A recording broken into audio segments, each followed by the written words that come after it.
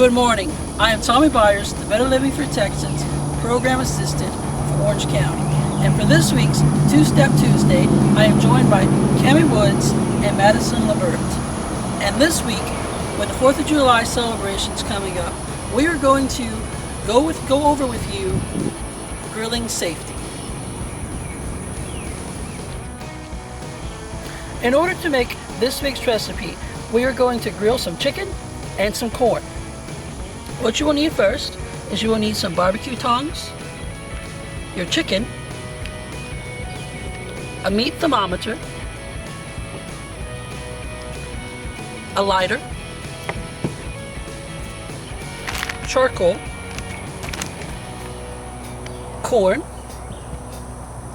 an empty bowl, some napkins, and some butter to butter your corn. Okay, so now that we're out here at our family barbecue and we're getting ready to set up our grill, how are we going to do that? Pour it in, you're going to make pyramid. Okay, so we're going to get our grill started and we're going to just have a great old time, right? Great Okay. time.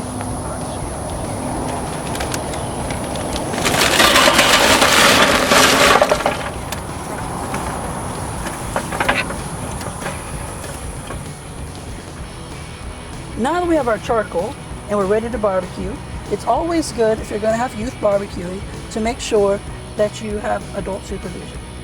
Just so that no one gets burned and nobody gets hurt, but it's still always good to learn. You also want to make sure that your barbecue pit is nice and clean of debris and junk from the last time you barbecued. That way that nothing interferes with your cooking or the fire.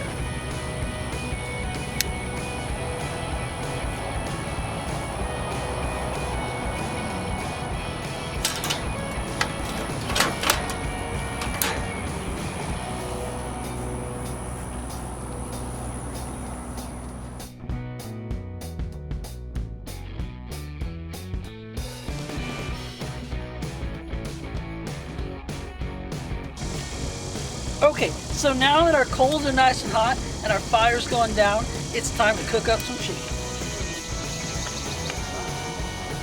Alright, place it kind of around the sides. And if you listen closely, you can hear it simmer. Best sound in the world. Now that we have properly cleaned and sanitized our tongs, it is now time to put the corn on the grill. You also want to make sure that you keep a distance between your chicken and the corn. That way that you are not cross-contaminating and getting food bacteria on your food.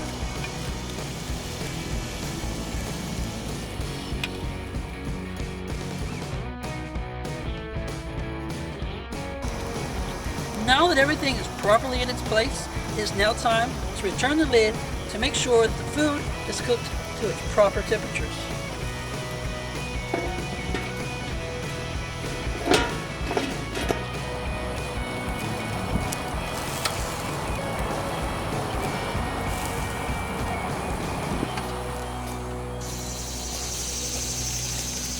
To make sure that your chicken is at the proper temperature, you always want to make sure that you put the thermometer into the thickest part of the chicken.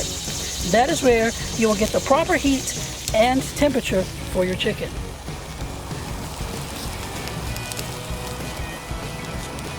Now that our corn and chicken are cooked to the proper temperatures, the chicken needs to be around 165.